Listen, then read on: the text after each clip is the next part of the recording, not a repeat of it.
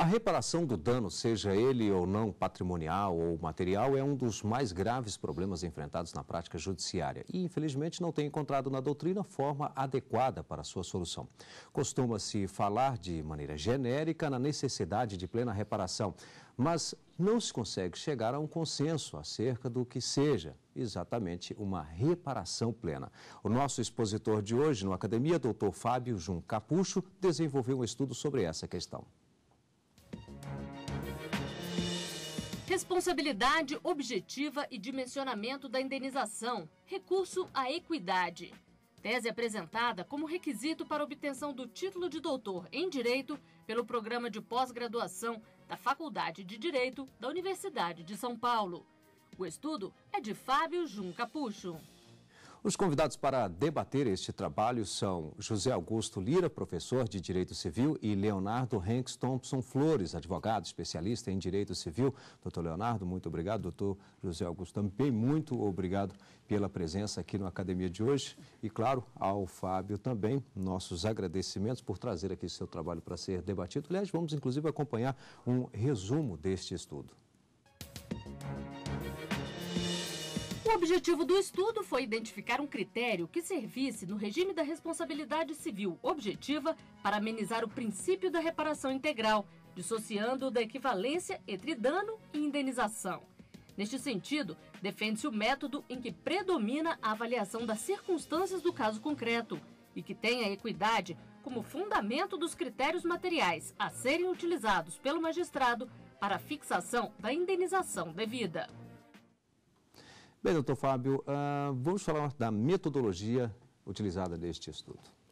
Bom, eu procurei me concentrar na pesquisa bibliográfica nesse estudo, tentando avaliar o estado da arte, a situação atual em torno desse tema. E o que eu me deparei foi com a falta de uma pesquisa ou de trabalhos de ordem monográfica, livros, a respeito justamente do ponto principal da minha pesquisa, que era a fixação da indenização. Eu encontrei muitas obras a respeito da responsabilidade civil objetiva, do princípio da reparação integral, mas faltava justamente o ponto que me chamava a atenção, que me preocupava, que era como eu vou calcular a indenização numa situação de responsabilidade objetiva. A maior parte dos autores se preocupa, ou se basta, se entende suficiente, fazer alusão ao princípio da reparação integral e, com isso, dizer que a indenização deve equivaler ao dano.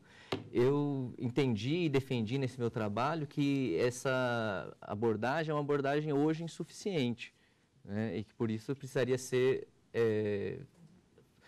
modificada, ou pelo menos repensada, e nesse sentido que eu espero ter contribuído com o meu trabalho. Bom, já que estamos falando em bibliografia, vamos então acompanhar parte da bibliografia utilizada neste estudo.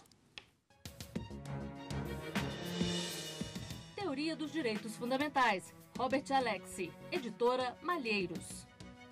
Responsabilidade Civil pelo Risco da Atividade, Cláudio Luiz Bueno de Godoy, editora Saraiva. Novos Paradigmas da Responsabilidade Civil, Anderson Schreiber, editora Atlas. Doutor Fábio, de que forma cada uma dessas obras contribuiu para o seu estudo? Bom, eu acabei selecionando 3 obras dentro de uma bibliografia mais extensa, muito mais extensa, na verdade, que procurou, em cada uma delas, representar um passo do pensamento que eu desenvolvi.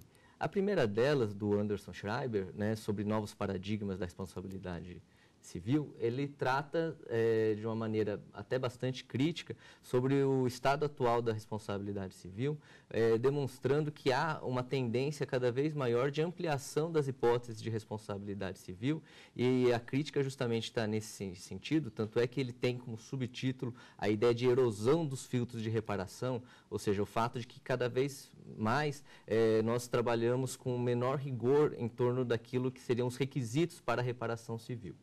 Então, isso foi uma crítica que eu também endosso no meu trabalho, e que tem a ver com a ideia de por que eu devo pensar ou repensar a fixação da indenização.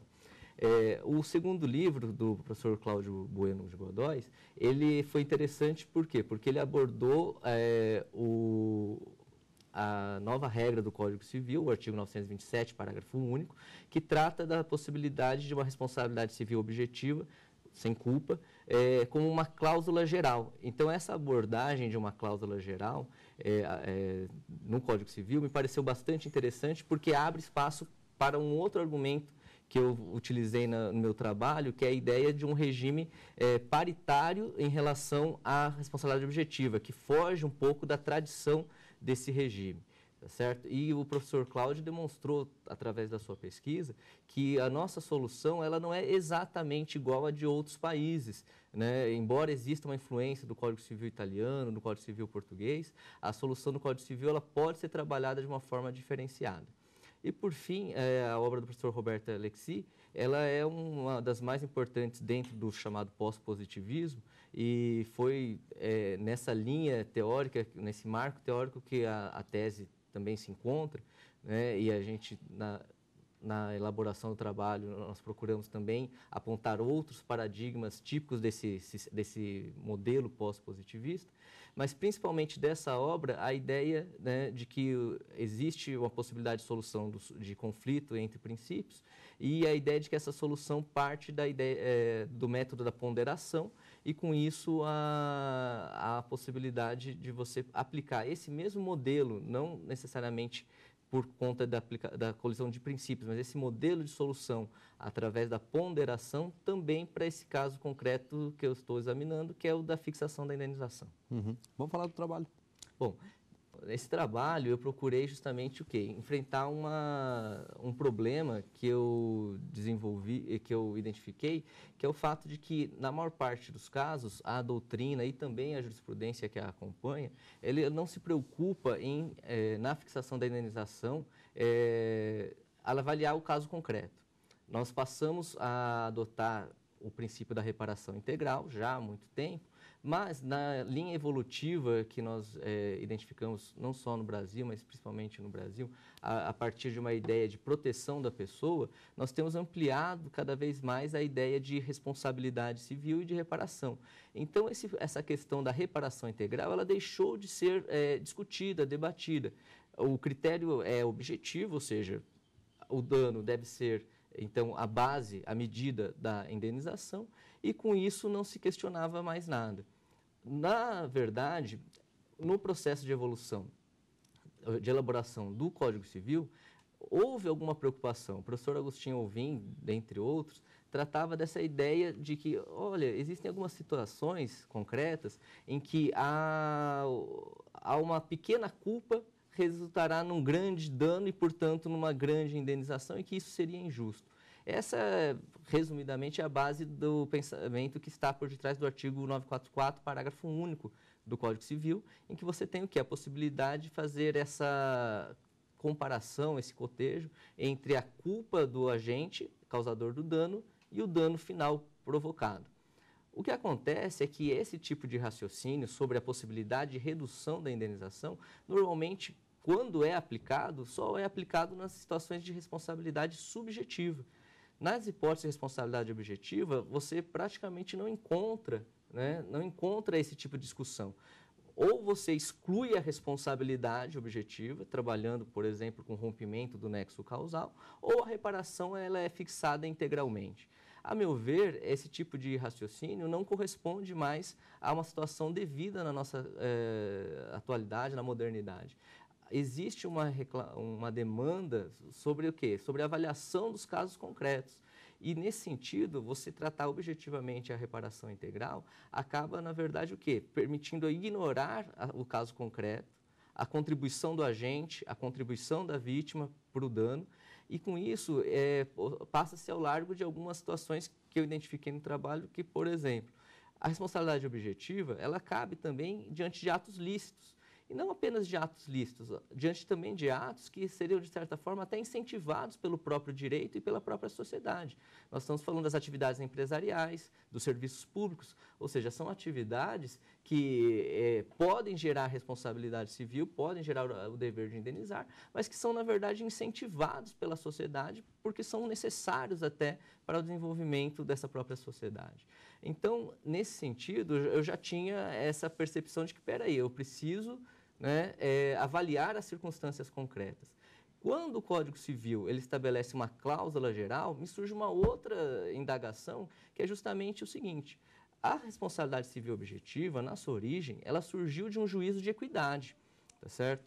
Se nós formos remontar à França, as primeiras situações em que se aplicou um regime de responsabilidade objetiva voltam às situações de acidentes do trabalho, né, com pesquisas como de Josserand, e nesse caso nós temos o quê? Justamente a consideração de que o empregado ele não poderia suportar o prejuízo de uma atividade arriscada que trazia proveito ao seu empregador. Ou seja, esse juízo de equidade permitiu o quê? Uma ampliação da interpretação do próprio Código Civil francês, que não regulamentava, né, do ponto de vista positivo, essa responsabilidade objetiva, para esse tipo de situação e outras mais. Ou seja, a partir de uma consideração de equidade, foram se desenvolvendo hipóteses concretas de responsabilidade objetiva que depois passaram a ser positivadas, de forma casuística, até que a gente chegou a um ponto de uma cláusula geral. Ora, essa ideia, esse pensamento equitativo, me parece que ele foi desenvolvido baseado num juízo de diferença, de disparidade na relação entre as partes dessas relações. Tanto é que você pensa, né, e imagina a responsabilidade objetiva, principalmente em que situações? Responsabilidade do Estado, então Estado e cidadão, responsabilidade do fornecedor em relação ao consumidor, responsabilidade do empregador em relação ao empregado. Ou seja, eu tenho pessoas, né, em situação de diferença, em que um tem uma condição jurídica aparentemente superior ao do outro.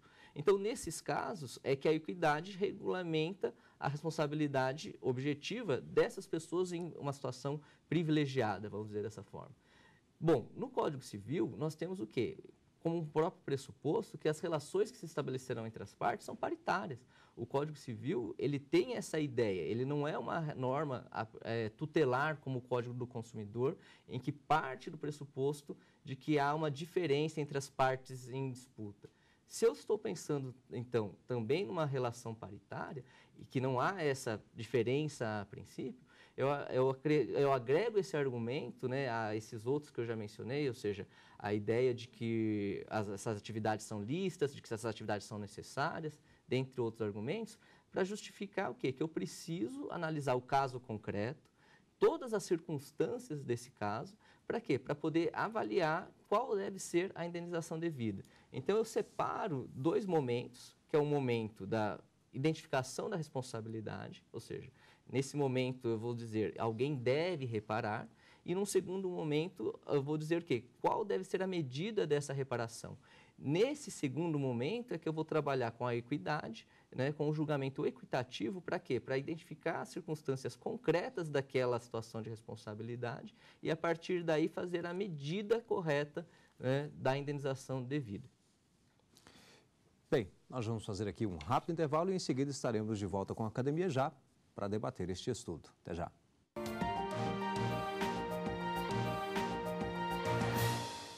Estamos de volta com a Academia, hoje debatendo a tese de Fábio Jun Capucho, responsabilidade objetiva e dimensionamento da indenização, recurso à equidade.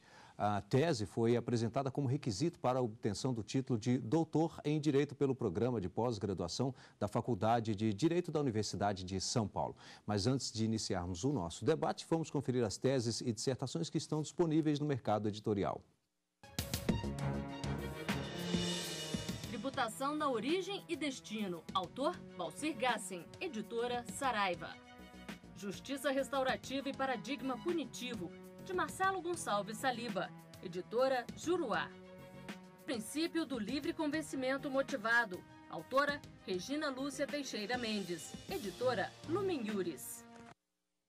Bom, para dar início ao nosso debate, eu convido o doutor Leonardo Henks, professor também, muito obrigado pela presença e já para fazer então a primeira intervenção. Obrigado pelo convite, sempre um prazer.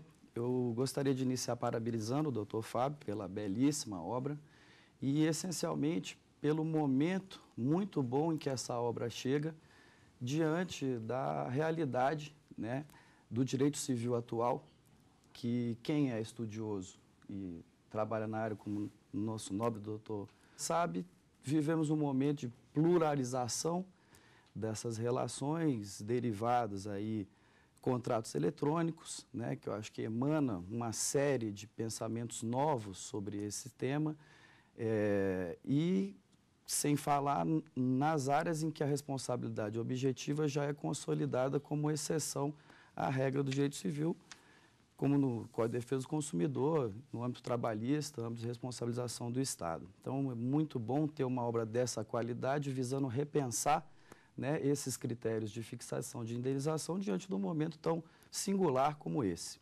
Nesse sentido, eu gostaria de indagar o doutor Fábio, partindo da premissa que ele propõe nessa obra dele, situando a equidade como a base da própria teoria, né, que fundamenta a responsabilidade objetiva, como a mitigação dessa reparação integral.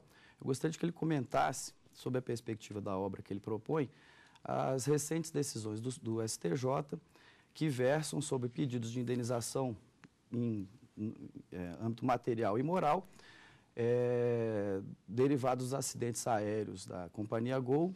A quarta turma teve um julgamento pelo qual as indenizações foram basicamente limitadas a um patamar que não passa de 500 salários mínimos e, em sua grande maioria, reduzidas.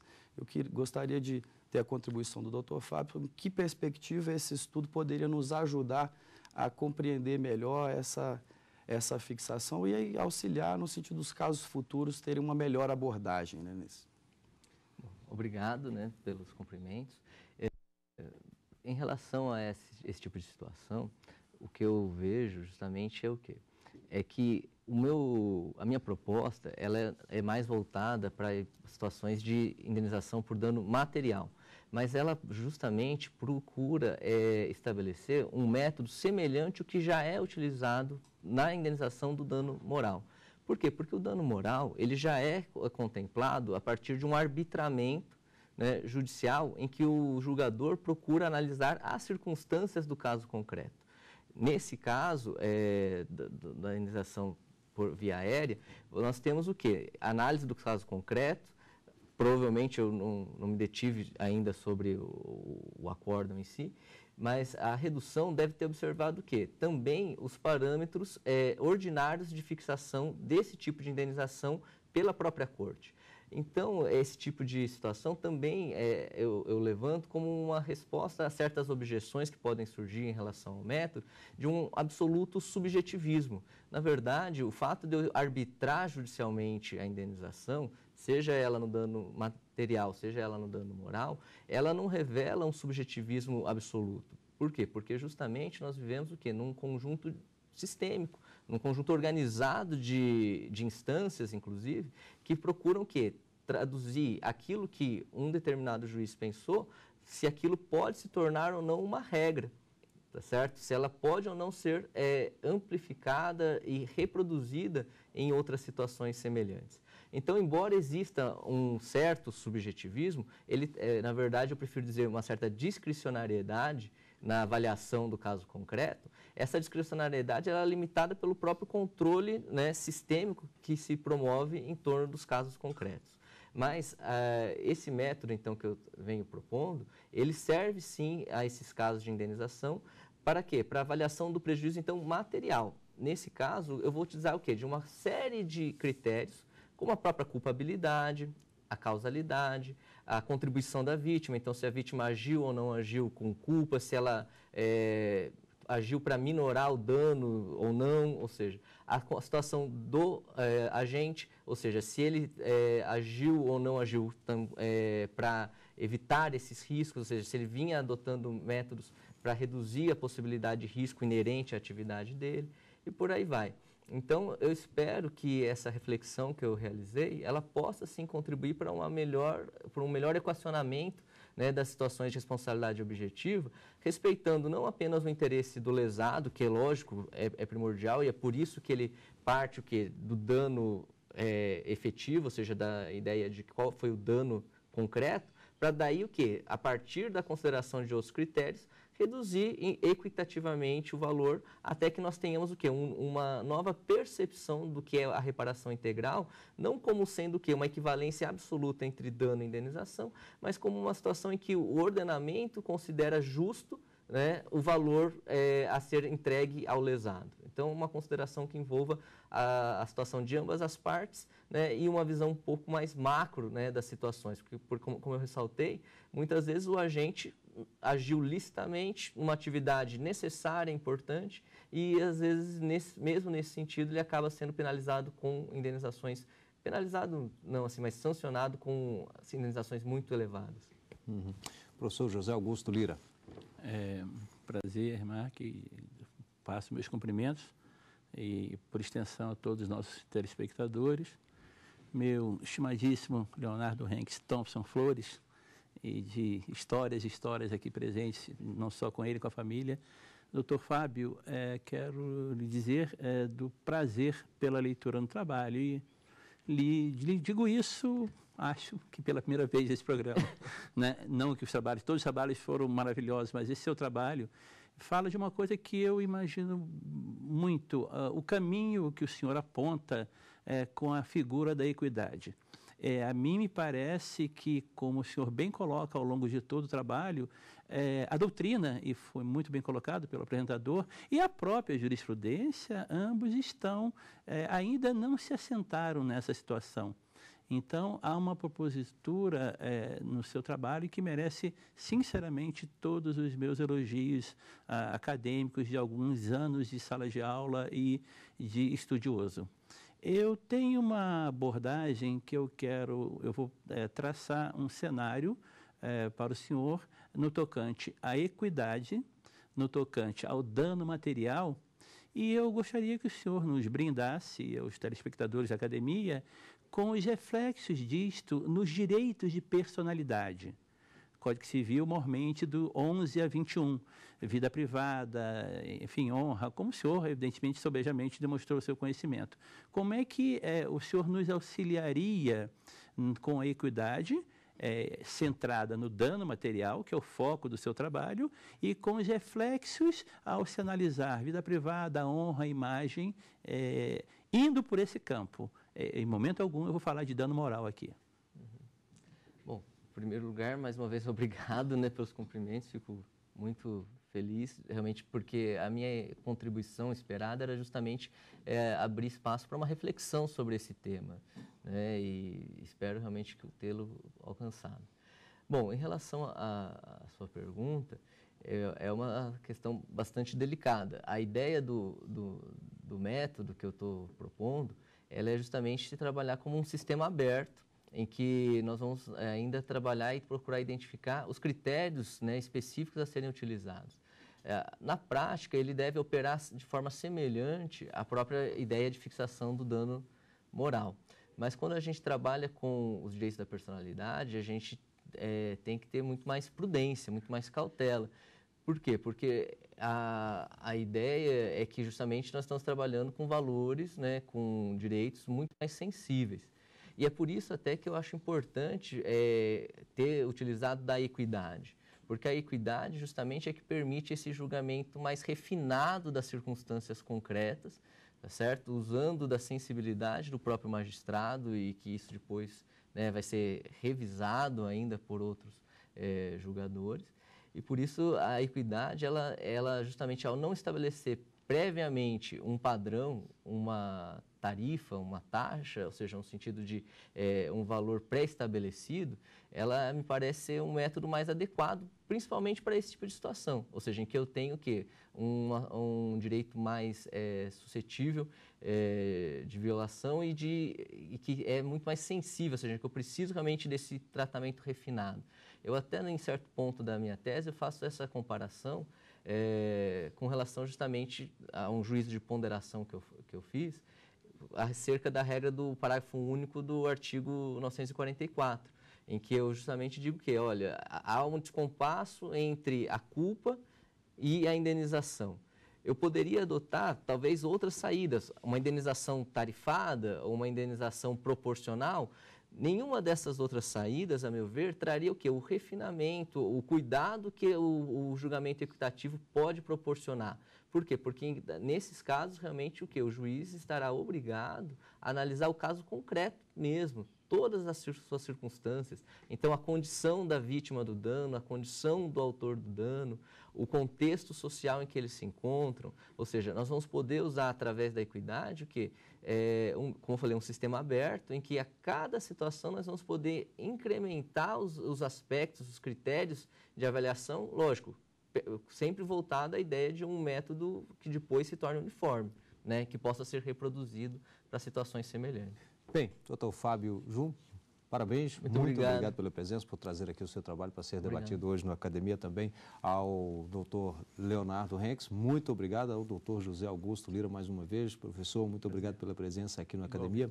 E lembro que você também pode participar do nosso programa. Para isso é fácil, simples, basta mandar o seu trabalho para o endereço. Anote aí, é academia@stf.jus.br, academia@stf.jus.br. E é possível rever nossos programas no site da TV Justiça. O endereço é www.tvjustiça.jus.br. Obrigado e até o próximo encontro.